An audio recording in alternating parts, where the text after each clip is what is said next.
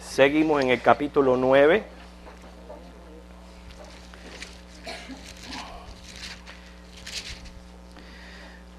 Yo creo que ya nos hemos dado cuenta las veces que el autor repite el tema. Muchas veces se repite en varias partes de este libro de Hebreo.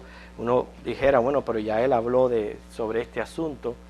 Pero la repetición es bien importante, teniendo en cuenta que se estaba enseñando todos los pormenores de aquel nuevo pacto que debía de ser recibido.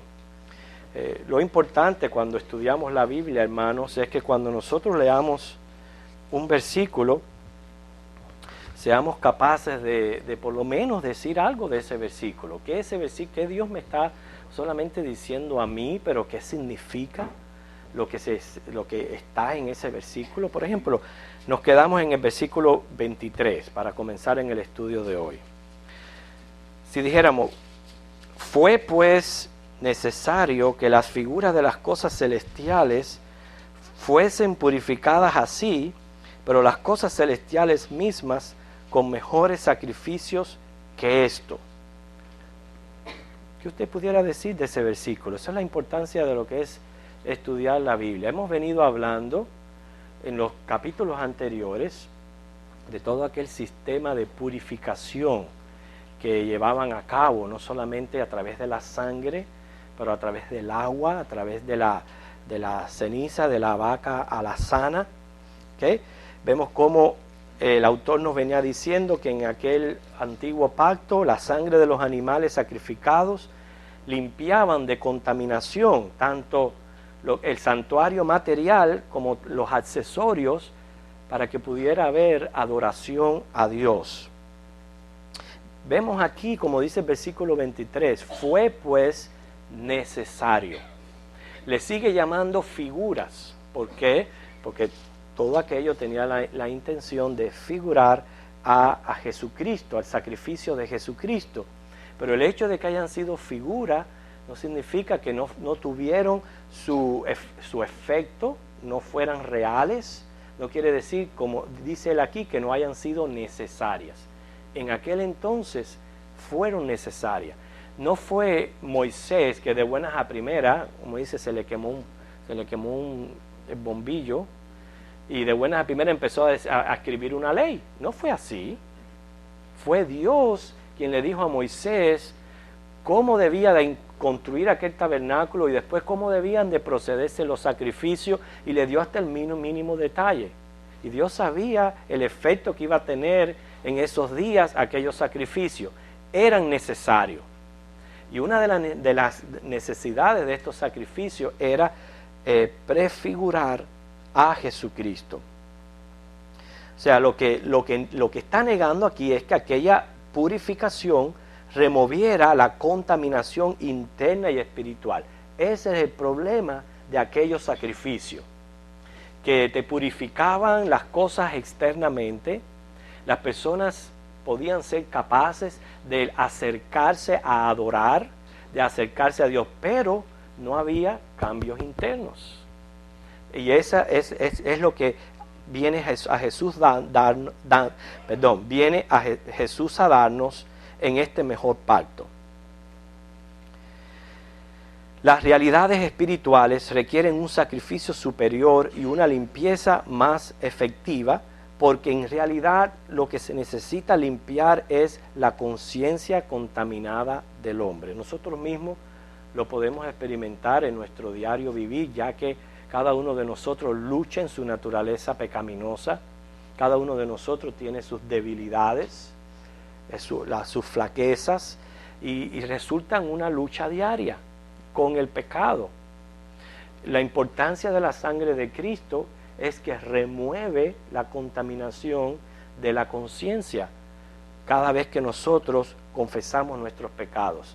Algo que muchas veces en este estudio le he dicho, muchas veces nosotros hacemos y tomamos muy ligero, pero es mucho más profundo, mucho más complicado que un simple pedir perdón, que Cristo te limpie de todo pecado. O sea, lo que Cristo está consiguiendo para nosotros es algo grandioso. En el versículo 24 dice, porque no entró Cristo en el santuario hecho de mano. Fíjense cómo vuelve a repetir, figura del verdadero. Dice, Cristo no entró en aquel santuario, primero fue el tabernáculo, luego fue el templo, figura de verdadero, sino en el cielo mismo. Está hablando de él como sacerdote. O sea, Cristo no funcionó como sacerdote, ni aún en los tiempos que él estuvo aquí en la tierra. Él no dijo, fue allá en medio del templo, se paró y dijo, ¿sabe qué? Yo soy Dios aquí, se acabó el sacerdocio, ahora yo soy el sacerdote. Cristo no dijo eso. Él se sometió a todo aquello que estaba ocurriendo y participó de las fiestas y participó de todas las cosas que se realizaban en el templo. Él no entró en un santuario hecho de manos de hombre, sino en el cielo mismo. Dice el versículo, para presentarse ahora por nosotros ante Dios. Quiere decir que el ministerio de Jesucristo sigue activo. Él no cesó en el momento que Él ascendió al cielo. Él sigue activo, y lo que está haciendo Cristo por nosotros es intercediendo por nosotros. ¿Sabes qué cosa tan grandiosa? Piense por un momento que el Hijo de Dios, su ministerio actual, sea estar intercediendo por usted y por mí. ¿Qué es lo que hace Cristo en este momento? Interceder por nosotros, ejercer su sacerdocio a favor de nosotros. Es algo grandioso de lo que se está diciendo aquí. Dice el 25, no para ofrecerse muchas veces, como entra el sumo sacerdote en el lugar santísimo cada año con sangre ajena. Si usted no hubiera estudiado el Antiguo Testamento o hubiera participado de los estudios iniciales de Hebreo y lee este versículo, para ofrecerse, y no para ofrecerse muchas veces, como entra en el sumo sacerdote en el lugar santísimo cada año con sangre ajena, usted tuviera que decir, ¿de qué está hablando? ¿A qué se está refiriendo ahí? Pero si usted ha estudiado y ha escuchado los estudios, se está refiriendo al día de la expiación, ¿okay? Lo que ocurría en el mes de octubre, una vez al año. Ustedes se recuerdan cuando el sumo sacerdote entraba una vez a este lugar. Dice que Jesucristo no para ofrecerse muchas veces, sino que Él solamente se ofreció una vez, dice el 26. De otra manera, le hubiera sido necesario padecer muchas veces desde el principio del mundo. Es ilógico que el sacrificio de Cristo tuviera que repetirse una y otra vez. Vamos a poner un ejemplo de esto. Vamos a decir, hay 10 creyentes, vamos a salvar a 10 creyentes. Que Cristo muere en la cruz por 10 creyentes. Que ya se acabó ese grupo. Ahora vamos a formar otro grupo más. Y así continúa. Cada vez que hay un grupo de creyentes hay que crucificar a Cristo. No fue así, sino que fue una sola vez, una sola muerte, un solo sacrificio. Y eso fue suficiente. Pero a veces esto nos causa risa a nosotros, porque nosotros sabemos que es imposible que haya que matar a Cristo por cada pecador que se arrepiente. ¿Okay? Sin embargo, yo no sé si se dan cuenta o no se dan cuenta lo que están haciendo. Eso es lo que hacen con la Eucaristía. Eso es lo que están haciendo. Matando a Cristo cada vez que se sientan a tomar la comunión. Por eso es que nosotros creemos que el participar de la comunión, la Santa Cena, es un acto puramente simbólico. Está simbolizando solamente una muerte que sí ocurrió literal. ¿Okay? Cristo murió literalmente, pero fue solamente una vez. Dice, de otra manera, le hubiera sido necesario padecer muchas veces desde el principio del mundo. Pero ahora, en la consumación de los siglos, se presentó una vez para siempre por el sacrificio de sí mismo para quitar de en medio el pecado. Esa frase, consumación de los siglos, ¿qué querrá decir? ¿Okay? Bueno, no se está refiriendo específicamente al fin del mundo, sino se está refiriendo a esa primera venida donde fue el cumplimiento del tiempo, como dice Gálatas 4, del 4 al 5. Si usted lo va a llevar a una dimensión en el tiempo de Dios, el cual es eterno, ¿okay? El plan de Dios, que es un plan eterno, el plan de la redención, dice Gálatas 4, 4, 5, que cuando se cumplió el tiempo, Él nació de mujer. No estamos hablando desde la creación, estamos hablando desde la eternidad. De lo que es desde la eternidad, obviamente después vino la creación, la caída, la promesa, han pasado aproximadamente, uno no está muy seguro, pero más o menos unos 8.000 años se cumplió el tiempo, según Gálatas 4, del 4 al 5. Y desde el tiempo que se cumplió, ya empezó la consumación de los siglos. Desde el momento que Cristo vino y Cristo murió, ¿okay? Ya la historia comienza a contar hacia lo que es realmente el final del mundo. O sea que prácticamente cada día que avanza después de la muerte de Cristo nos acerca más a su venida, a su segunda venida, lo cual sabemos que ya es el final de todas las cosas. Quiere decir que el tiempo comenzó a cortarse desde ese día que Él se presentó en sacrificio, entró una vez al cielo presentando el sacrificio por los hombres. Desde ese día los días se han empezado a acortar. Versículo 27, del cual estuvimos hablando un poco el miércoles, hace 2 miércoles atrás, y lo usamos como referencia. Es una de las referencias bíblicas que tenemos a lo que ocurre al hombre después de esta vida, y precisamente lo usamos al mencionar varias religiones y varias sectas donde tienen ideas completamente erróneas y antibíblicas de lo que ha de ocurrir con el hombre después de esta vida. Dice el versículo 27, de la manera que está establecido. ¿Quién estableció esto? El yo soy. ¿Okay? El yo soy, el dador de la vida. Él es el que ha establecido esto. No importa la opinión que tengan los hombres, no importa las ideologías que puedan tener todas estas tipos de sectas y religiones falsas. Él ha establecido, quiere decir que Él ha decretado que los hombres mueran una sola vez por designio divino. Nosotros podemos usar este versículo, se usa muchas veces precisamente para mostrar a los hombres la realidad de prepararse en esta vida, porque es en este momento que tenemos que prepararnos para la eternidad, porque una vez que nos vayamos de este mundo, ya sí no hay ni oportunidad para arrepentimiento, ni nadie va a poder hacer nada por nosotros, ¿okay?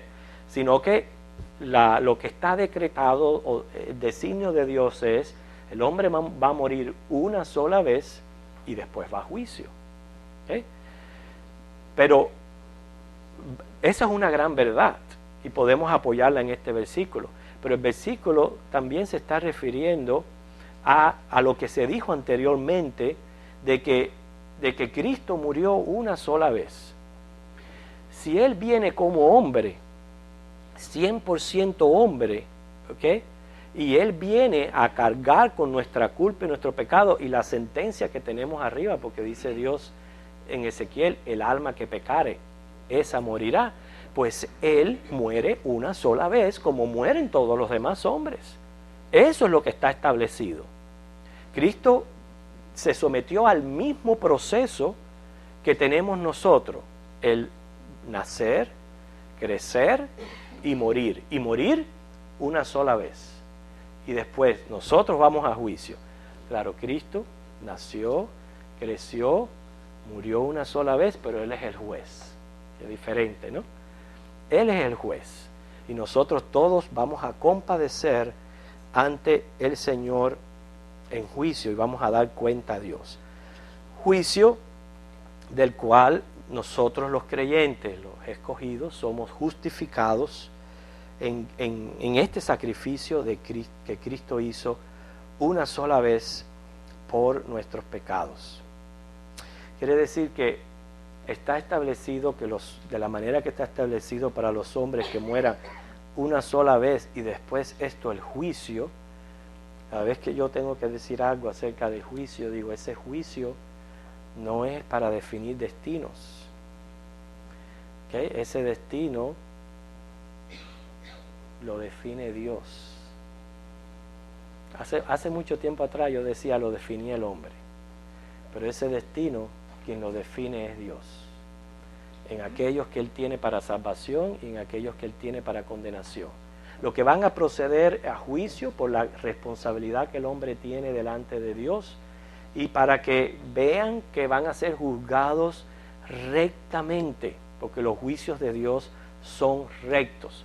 O sea, Dios les va a demostrar y a dejar ver su propia culpa, la culpa que ellos tienen por el pecado.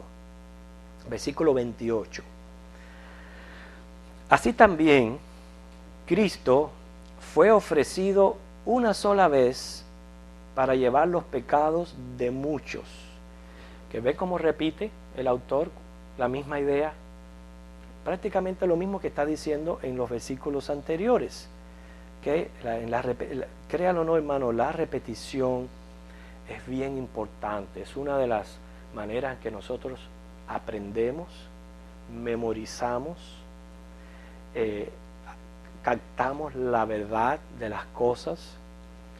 Recuerden esta gente que estaban acostumbrados a un ritual bien complejo.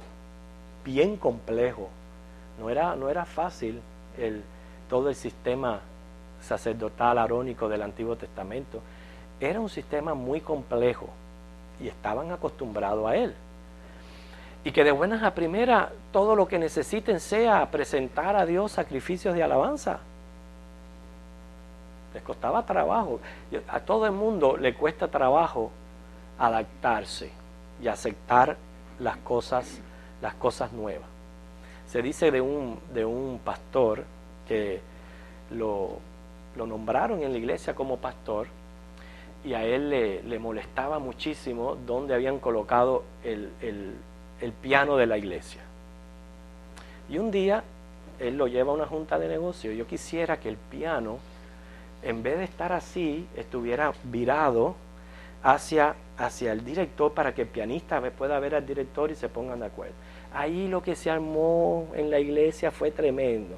Levantaron las manos que no estaban de acuerdo, ese piano llevaba ahí como 30 años, que eso no podía ser, que eso no lo podían aceptar. Al fin y al cabo lo que el pastor dijo, no lo aceptaron. Ok. O sea, lo que hizo el pastor fue que todos los días iba y lo rodaba un poquito. Y un poquito. Y fue paciente y toda la semana lo rodaba un poquito. Cuando viene a ver, estaba el piano donde él quería y nadie había protestado. ¿Por qué? Porque es la idea de la gente que se acostumbra a algo y no acepta bien los cambios. Ahora, imagínense un cambio completamente de hacer religión. Fíjate, el gentil que venía, quizás le era hasta más fácil abrazar aquel nuevo orden y aquel evangelio que los hebreos, que estaban prácticamente por años, porque cuando esto se escribió todavía, hermano, estaba el templo en función. Ustedes se recuerdan muy bien al principio de la iglesia cómo los mismos cristianos querían judaizar a los gentiles, cómo querían todavía mantener, sí, Cristo, pero también Moisés. Costó trabajo. Entonces, en la repetición es importante, por eso que esta carta es tan profunda doctrinalmente y se enfoca tanto en asemejar el sacerdocio de Cristo al de Melquisedec y también con el arónico, porque había que aceptar aquel nuevo pacto, el cual todo aquello que se hacía en el Antiguo Testamento prefiguraba a Cristo. ¿Okay? Lo que está queriendo decir esto es que todo eso que fue necesario fue lo que Cristo cumplió.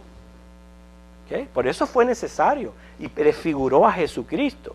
Quiere decir que el sacrificio de Cristo cumplió cabalmente con todo lo que era necesario del antiguo sacerdocio. Él lo hizo por nosotros. A nosotros se nos parece fácil ahora solamente venir y presentar sacrificios de alabanzas al Señor. Quiere decir de gratitud, porque ya lo tenemos a Él como el Cordero de Dios que quita el pecado del mundo. Pero si yo les he dicho a ustedes que una de las maneras de aplicar este libro a nuestra vida cristiana es no tomar la confesión de pecado tan ligera, valorizar la sangre de Cristo que aplicamos a nuestros pecados, procurar la santidad de vida, porque esa sangre no es sangre de cualquiera, es sangre del Hijo de Dios, una sangre inocente. Y ese sacrificio fue literal. Lo que sufrió Cristo, lo sufrió de verdad. En Cristo no era plástico. ¿Okay? A Él le dolió lo que le hicieron.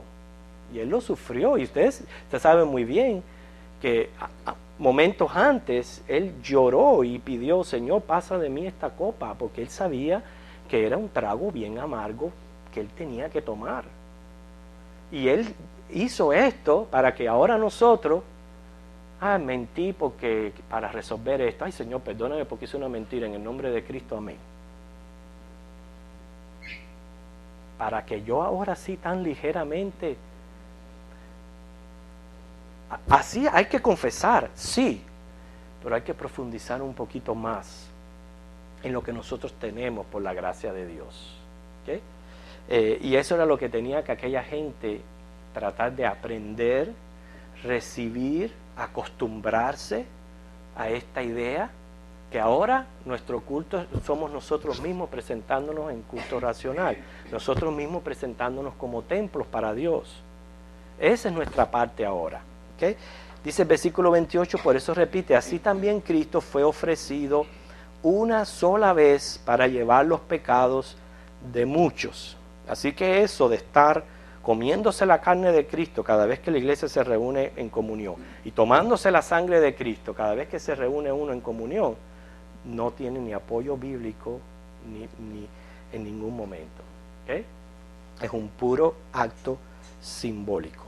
Dice, y aparecerá por segunda vez sin relación con el pecado para salvar a los que les esperan. Los israelitas, cada vez que ocurría el día de la expiación, se reunía el pueblo y lo que ellos esperaban era que aquel sumo sacerdote que había entrado saliera. Porque si él salía, era señal de que lo que él había hecho por el pueblo había sido aceptado por Dios. Porque si él no salía, era porque había caído muerto, Dios no había aceptado la ofrenda, había que sacarlo con soga, Dios no había aceptado la ofrenda por el pueblo. ¿Ustedes se recuerdan por qué la gente estaba tan preocupada por eso? Porque si Dios no aceptaba la ofrenda por el pueblo, lo que caía sobre ellos era la ira de Dios.